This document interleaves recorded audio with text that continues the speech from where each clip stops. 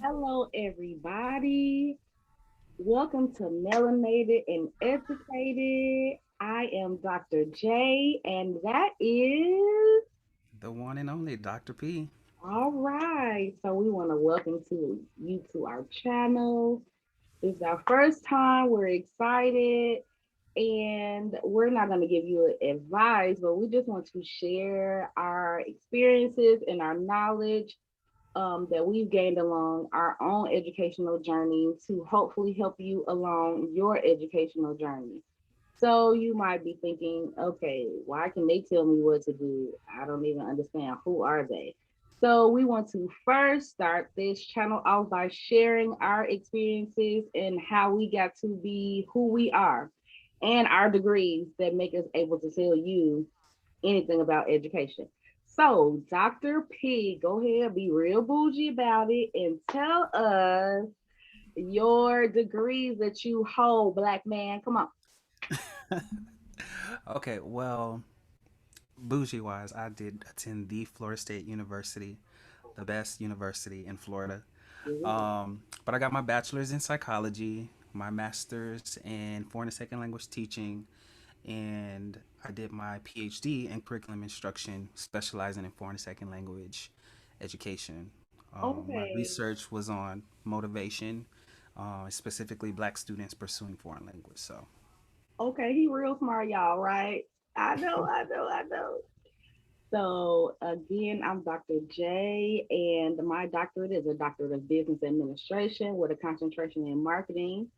And I got my bachelor's in business administration from the Florida Agricultural and Mechanical University that sits on the highest of Seven Hills.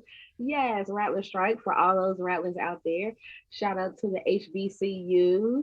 And then I went what? online to Capella University and got my MBA with a concentration in marketing. Again, my doctorate in marketing. So that gives you a little background on us education wise, why we can even be experts to talk to you about the things that we're going to talk about. This channel I'm is an going to expert. be this channel is going to Ain't no. be fun. It's going to be light, but it's going to be discussing something very important. We know that in our community, it really helps if you have representation.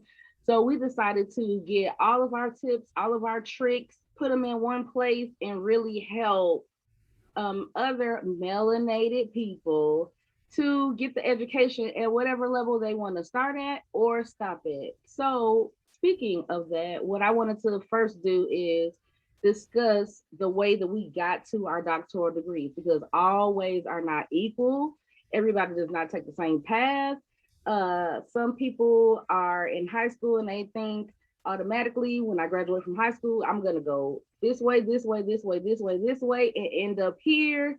And that's not always what happens. Yeah. Some people leave high school and go to the military and then get their degree.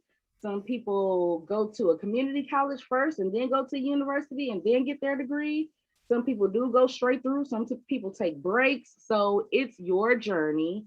No one journey is perfect or the right way to go.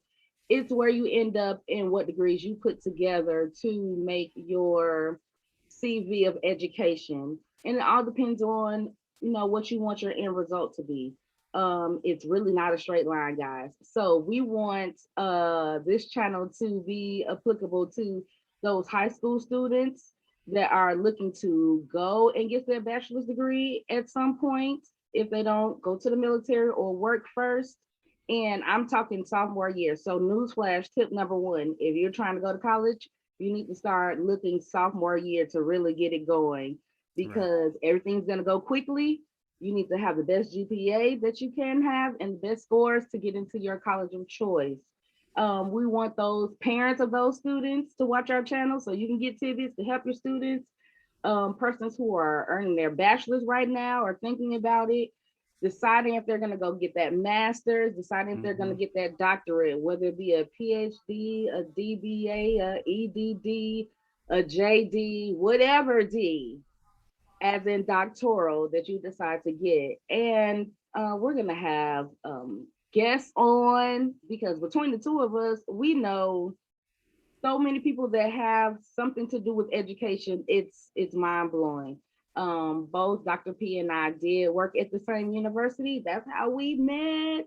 And so, working in higher education definitely allows you to network with a lot of people who know a lot of things, who Right. took a lot of paths to get to the same place that you are. So that's all we wanted to share with you. So, I want to ask a few questions, Dr. P. I'm going to answer them too, but I'm going to ask you first. So, in your high school experience, how prepared did you feel to go to a university or college in general? Um, Based on my experience, like I felt that I was ready, but I don't know. I felt like there were a lot of things that I didn't know because I am a first generation student. So, like my mom or my dad, they didn't go to college. My grandparents, aunts, and uncles. So this was like a first time experience. I didn't have any others that I can pull on. So it's kind of like I was, setting the path for myself, and I helped, or I asked my counselor for help, and he gave as much as he could. Well, it was a mixture, he and she, but they gave me information about like I forgot the name of one of the scholarships, um, but they gave me help in that way. But as far as going directly into college, I decided to wait a semester. And so I actually went to Florida Atlantic University first. And it was okay, but it just wasn't like where I wanted to be. Then I went to the community college because I knew that I wanted to get to Florida State. And because I had been out of, you know, school for a little minute, they wanted me to take developmental courses. And I'm like, I'm good. Like I know math. This is my thing. They're like, well, you got to take developmental courses. So I ended up taking developmental math courses, like from the bottom, and like it sucked because I knew my capabilities, and I ended up taking like a hybrid math course. Um, but just the whole navigating college was all on me, all the way from FAFSA. All of that stuff was just like a new world. Like I'm like, Mom, I need my taxes. Dad, I need this. You know what I'm saying? So then, I went to the Palm Beach State Community College, and then from there, like I had to figure out how to transfer to Florida State, which is where I ended up. And from there, like once I got to Florida State, I was like, this is where I'm supposed to be. Like these are my people. Um, so did my degree there, and then after that, it kind of like was history. I didn't think that I was gonna get a master's and a PhD. Like literally, in my mindset, bachelor's, that's it. And then that's when I had like a professor saying, "Hey, like, have you thought about this master's?" And I was like, "No." And so that's when I, looked it up, and I was like, "Okay, fine. Maybe it's like a year, 2 years."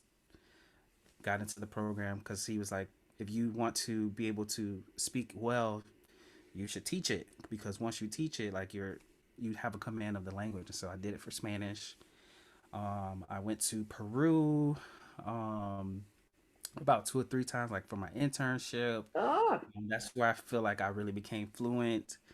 And then after that, I was teaching Spanish at FAMU. I'm probably giving you more than you asked for, but I taught Spanish at FAMU, and they were like, if you want to have a line position, you need to get your doctorate. And so from there, that's how I was like, I'll be back. Give me like 3 4 years, and we'll talk about all of that. So that's how I yes. got to the PhD.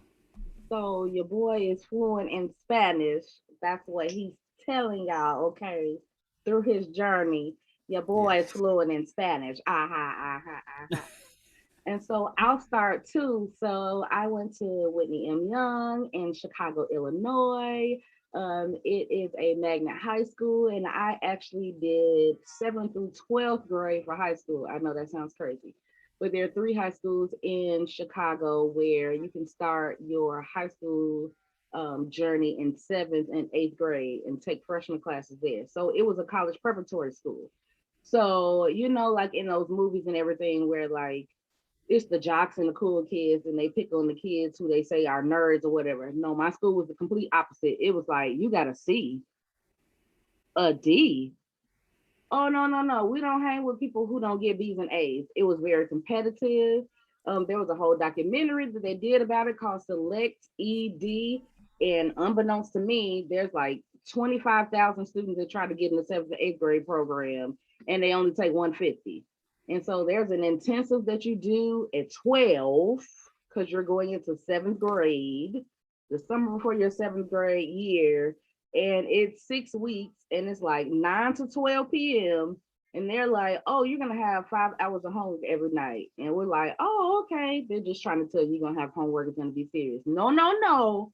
It was 5 hours of homework at 12. So no summer for me, but it really prepared me. And At all. the students at my school were graduating and going to MITs and Florida State and Purdue and HBCUs, and at least about 10 people in my high school every year got a perfect score on the ACT. Okay, so that's how competitive my school was. I graduated with a 4.33 GPA, and out of 440 students, I was number 121. So that tells you it was crazy, Okay. crazy, crazy competitive. And so when I came out, like Dr. P, my parents, my mom nor my dad went to college. My aunt did go to Purdue, but I was very independent. And so I applied for all the schools myself, all the scholarship myself. I sat my mom down at the computer with the FAFSA as well. Like, mom, you need to go get your taxes done and bring it to me. And she's like, what is this? I'm like, I have to do this in order to get financial aid. So what does line number 34 say on your form? Like, Do so you she want to had pay? exactly. So she had no idea what was going on. And it was so funny because Dr. P is from Florida. So me being from Chicago, and then being my mom's only child, and then the youngest of my dad's four daughters, she was like, Florida, that's so far away. Oh no, why can't you just go to someplace at least in Illinois? And then I said, oh well, based on my scores, I got a tuition and fee scholarship. And she was like, well, how are we going to get yourself there? If we use UPS Exactly. or should we use FedEx? How are we going to get your clothes? How many boxes do you think we need? You said tuition and fees. So that means they're going to cover both of those. You're going to got to do room and board. Huh. Okay. So you're going to fam, you say. All right. So let's make that happen. So, just like Dr. P, it was a whole new world. When I got to FAMU, I definitely felt comfortable. We're going to talk about HBCUs as a spotlight in general next because the school that Dr. P and I worked at was FAMU and it is HBCU. And we're going to talk about the differences and similarities being students at a PWI or HBCU. But I definitely felt at home. I definitely felt welcomed.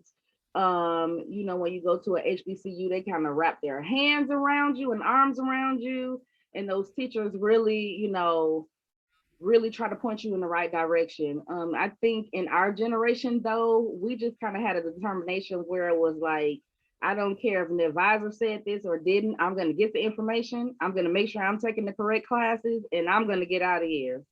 Period. And so since my scholarship was 4 years, I was initially in the professional MBA program, which could take 5 or 6 years. And I was like, I can't count on that. They said they're only gonna give me money for 4 years. So I dropped to the bachelor's program, got out of there in 4 years, but I knew that I wanted to get my MBA. So I moved back to Chicago in 2007 when I graduated, 4 years in, 4 years out. And I was like, it's cold and it snows here. And I forgot about that. So I was back home for about 3 years. And in those 3 years, 2009, I started my MBA because I always knew that I was going to get it. That's when online schools really started taking off. You kind of had to do your due diligence to see if this is just a paper mill or if this is an online school that's really giving out rigorous degrees. I will say again, I went to Capella University online, very rigorous, and that's where I got my MBA with a concentration in marketing. And then I loved it so much when I graduated in 2011. I said, ultimately, I want to teach in a business school. So just like Dr. P, My advisors were like, if you want to turn this into a teaching opportunity at the higher education level, you need a doctorate. And so, unlike Dr. P, I got a DBA instead of a PhD. So, we're going to talk about that later in some future episodes too. What is a DBA versus a PhD and the time that it takes and what each entails. But it's a doctorate, but it's more of a practitioner's focus. And so, I knew that I wanted to teach, like Dr. P wanted to teach. And so I said, hey, we're going to do this doctorate. And as fast as I can get it, I want to get it. So my experience also has been being an adjunct professor in marketing, teaching marketing research and advertising at a college here in Tallahassee as well. And I love teaching. I know Dr. P is good.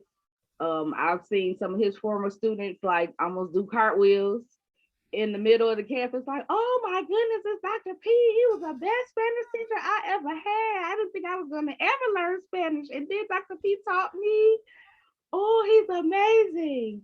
And when I started my adjunct thing, I was supposed to be shadowed by the major professor. And at the end of the first evening, because I was teaching night classes, he said, I'm not going to shadow you anymore.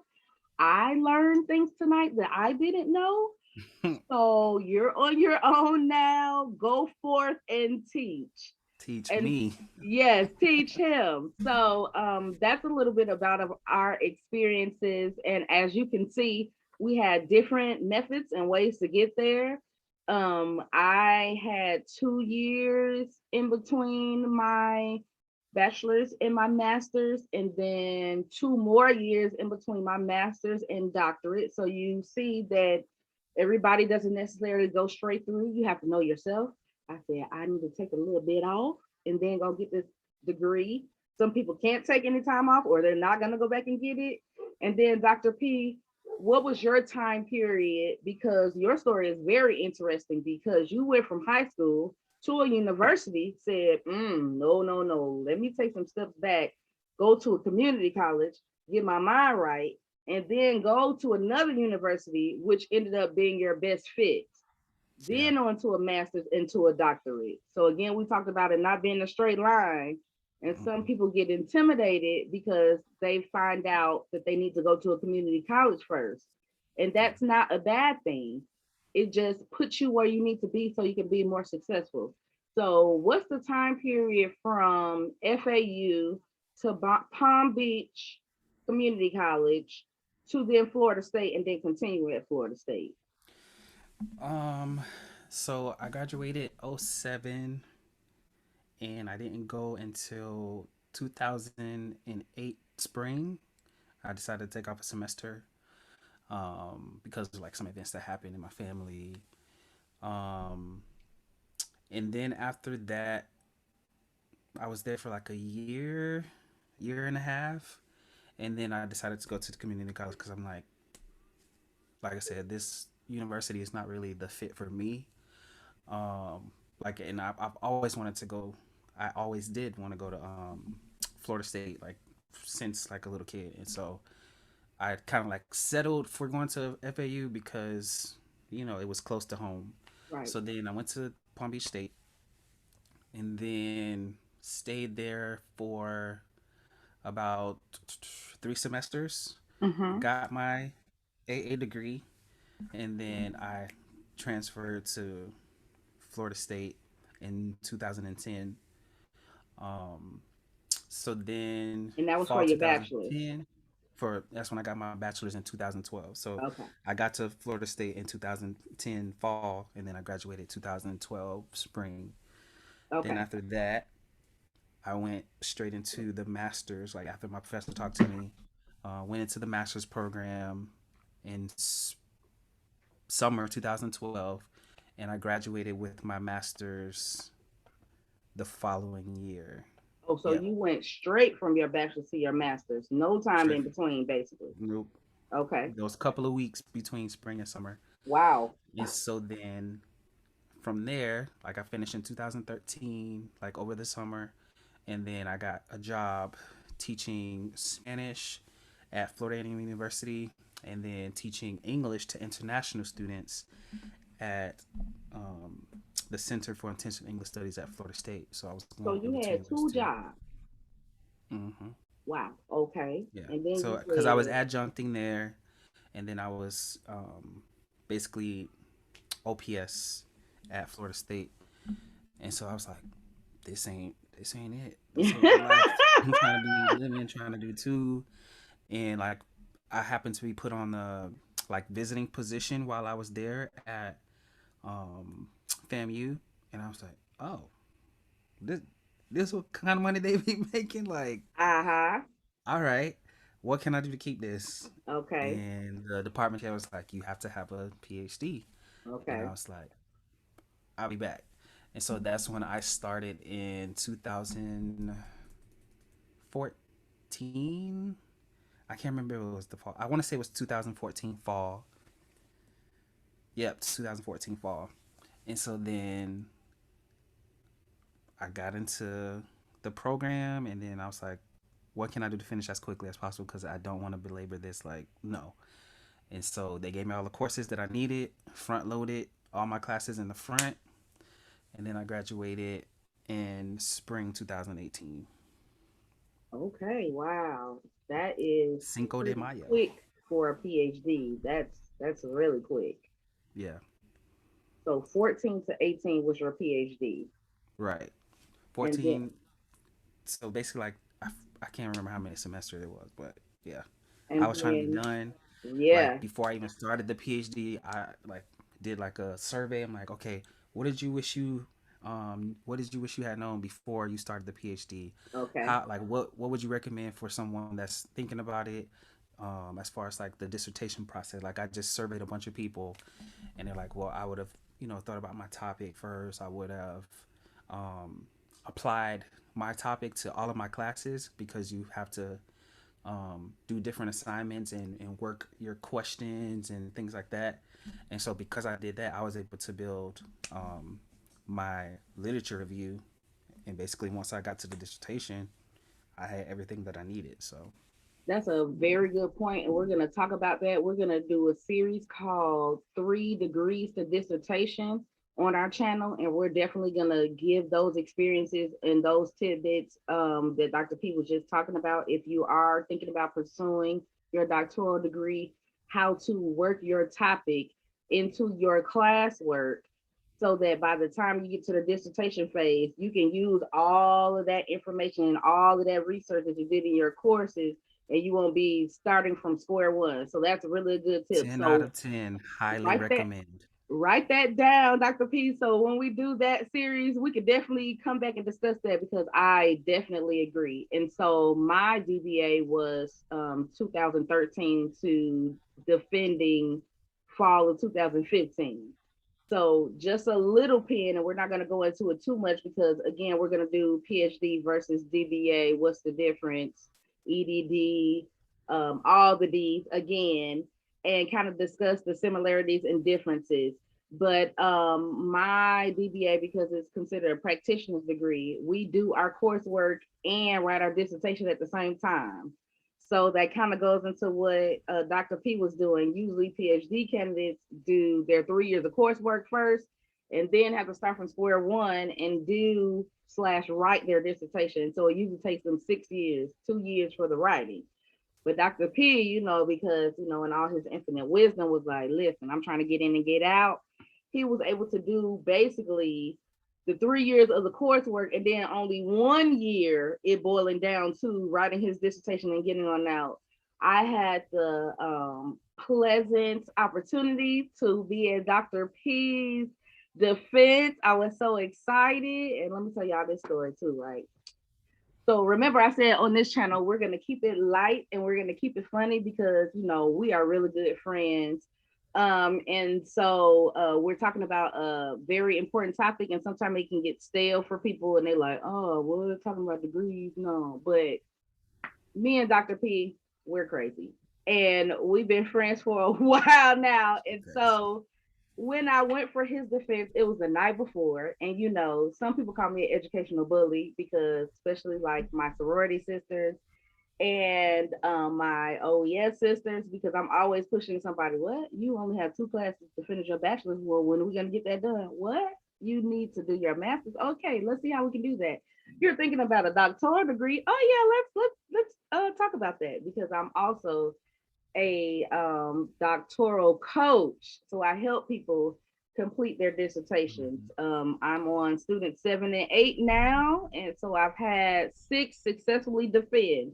So the night before, I know Dr. P, he doing real good tonight, y'all. I'm like, what? Dr. P don't really like talking in front of people, and you see how smart he is, and it's just fun. I'm like, yes, come on. When I decided to do this YouTube channel, I was like, man, I can't do it with anybody other than him because we are really good friends. I knew that our backgrounds together could really help a lot of people. He has a lot of knowledge. He wants to help people, especially our melanated people. That's why it's called melanated and For educated. sure. Again, remember my degree is in marketing. So when you defend, you have to have a PowerPoint. And basically, that PowerPoint is marketing all of your work that you've done during your dissertation to get to the end to explain to your committee. He knows what I'm about to say now, you guys. That's why he's shaking his head. So the night before or the day before, I said, "Oh, Dr. P, you ready with your PowerPoint?" He said, "Yeah." I said, "Oh, send it to me so I can look over it." Because I look over people's stuff, y'all. Like, we are all about helping other people succeed, just like we have. We're not crabs in the barrel. We like push you up, push you up, push you up. I was also an Listen, and for those NCNW. of you who are in their dissertation and you at the end, you understand. Like I was just done. Like I didn't give a, you know what about the PowerPoint. I was just like, whatever. They go get whatever's on this paper on this See, he PowerPoint, trying and to talk over me, y'all, because he it know is I'm what about it to get is. here with this story. So Dr. P sends me his dissertation defense PowerPoint. And I'm like, yo, I called him his government name at work. I said, no. I said, and I got a whole doctorate in marketing and I'm going to be there tomorrow.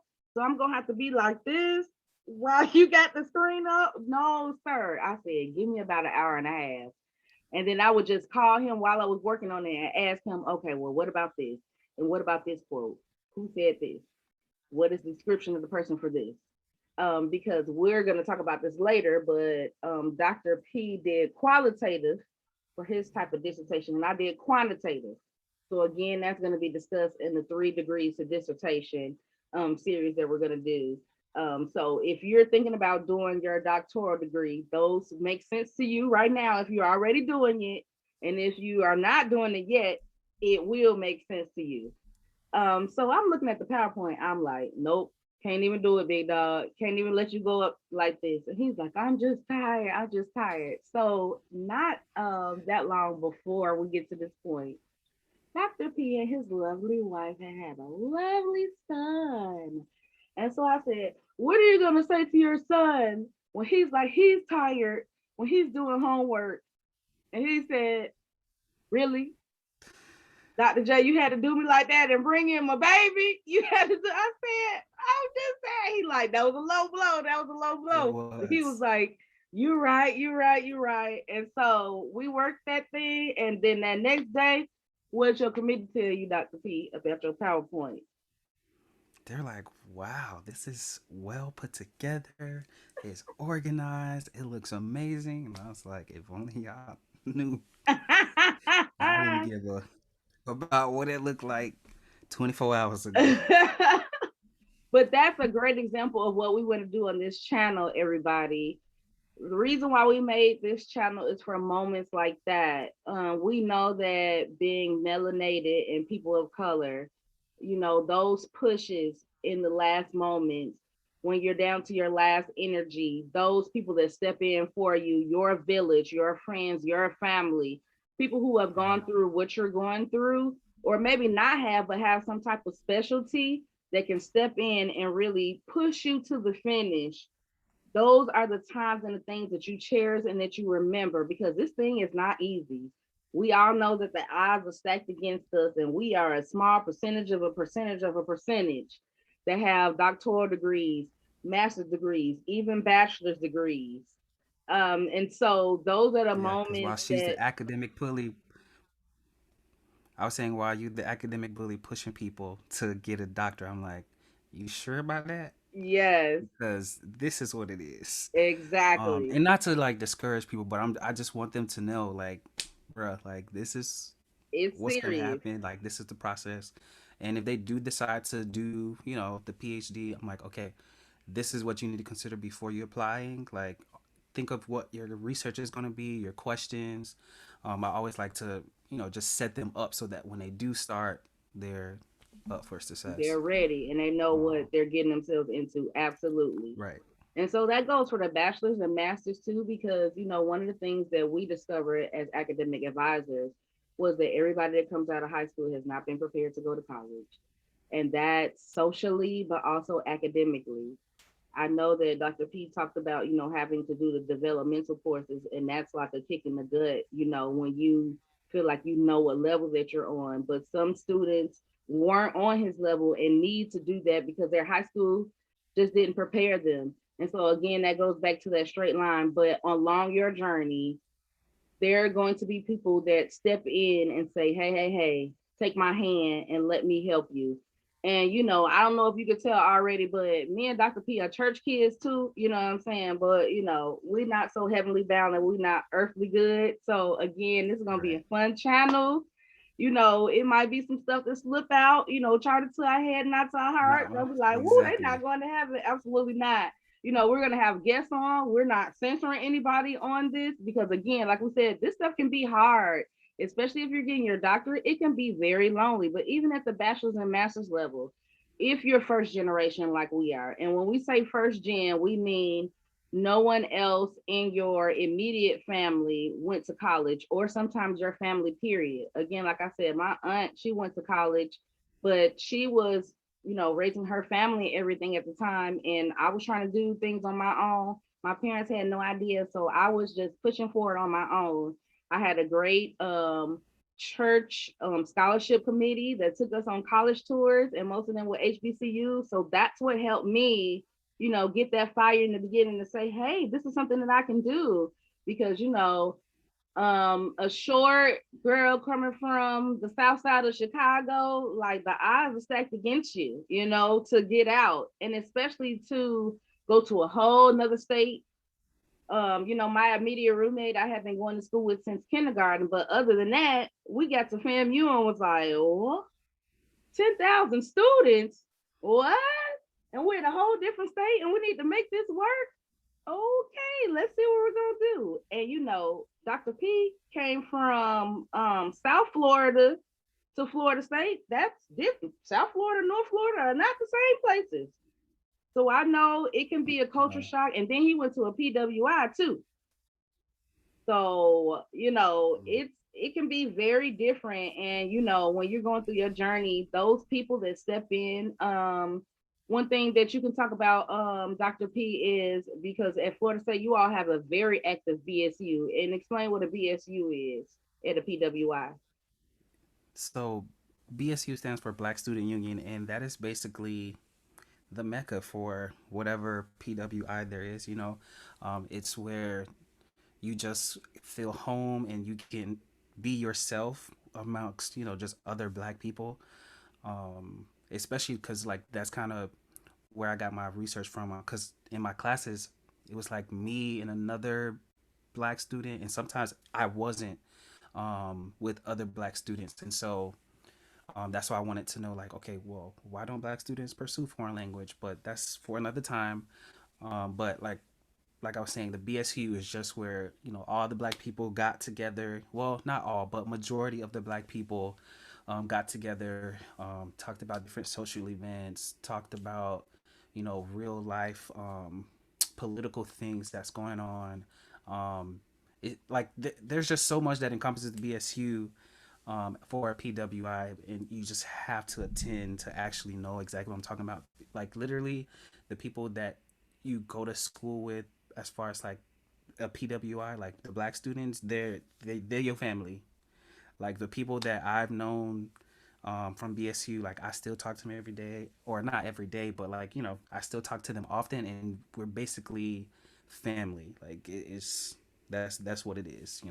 So And so I know we've been using some acronyms, and we always forget. So HBCU, historically Black college and university, PWI, predominantly white institution. So one of the reasons, I know I said earlier when I said who do I want to co-host this with, I was like nobody but Dr. P. Having both of those experiences and our varied ways that we got to the degrees that we have, and then even those doctorates being different. Like we said, everything is not a straight line. And so we can definitely give our experiences and knowledge about both ways, both types of institutions that you attend, things that are good that can happen, things that are bad that can happen, things that you can experience attending both types That of financial aid. institutions. And it's so funny because in Tallahassee, Florida, there's FAMU, which is the historically Black university, and Florida State, the predominantly white institution. So we were literally across the tracks from each other. And at those two schools, you can have two different experiences. However, Yes. they interact a lot. And so some of the melanated students at Florida State would come over to FAMU, and then sometimes we would go over to Florida State too. We're gonna talk about going to college, and oh, that's a party school. We're gonna talk about that because a party school is if you make it a party school. Every school could be a party school. Your high school, your community college. If you bring the party with you, it could be a party. So if you don't focus on your education, then whatever school you went to is a party school. Right. So we're gonna talk about that when we do a series on prospective students going to college, because we just want to, as Dr. P mentioned earlier, if we can stop people from falling into pits or going through negative things that we had to pull ourselves out of or figure our way out of or navigate around, so you don't have to do that, that's what we want to do. I think that you all have heard enough for us on this first episode. I'm gonna tell you that we are just gonna be just open and honest, and I hope that you got a lot out of this episode with us just giving you our background. Please stay tuned to much more from the Melanated and Educated channel. Please like, share, subscribe. We can't wait to share our content with All you. of that good stuff.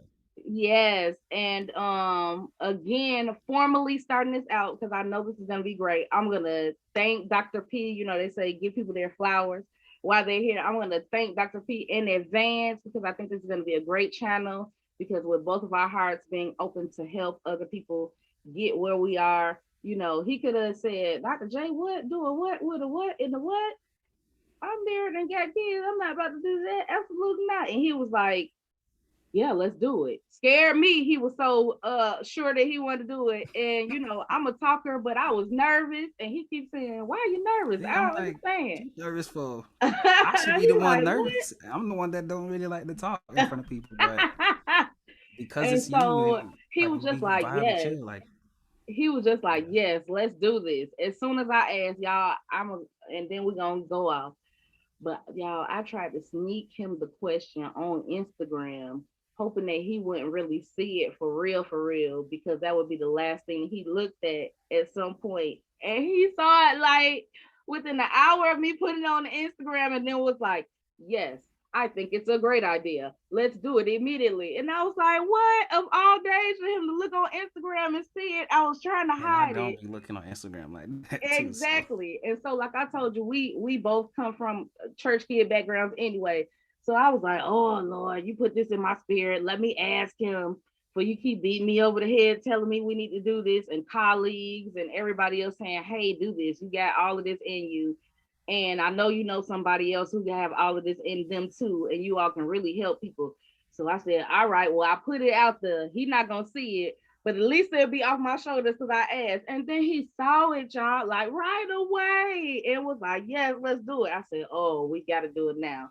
But I'm excited. I really am. I hope that this channel is a blessing and really helps as many people as possible. We yeah, also want you all in the comment section to go ahead and put topics that you would like us to discuss. We have some topics that we already think that we need to cover, and they'll come out as playlists if they're about the same topic, so that you all can like do part one, part two, and go through it in a Yeah, manner that just makes sense and covers all the topics. But please tell us other things that you want us to talk about. Prospective students who are in high school, again, parents who students are interested in going to college, and you like, I do not know how to help them because I did not do this. People who are getting your bachelor's, your master's, and whatever type of doctoral degree that you're getting. Please let us know in the comments and like, share, for and sure. subscribe. Dr. P, you got anything else Yeah. you want to say? Nothing. I'm just excited. But like she said, like we're trying to help all levels because of our experience advising, especially high school students going to college, college students, bachelor's degrees going to masters, and then because of our own experience with the PhD, DBA, like if you're trying to get a doctorate, like we trying to help you at all levels. So I am excited, and I hope you guys like, subscribe, and share. Yes, thank you for watching this episode of Melanated and Educated, and we'll see you again soon.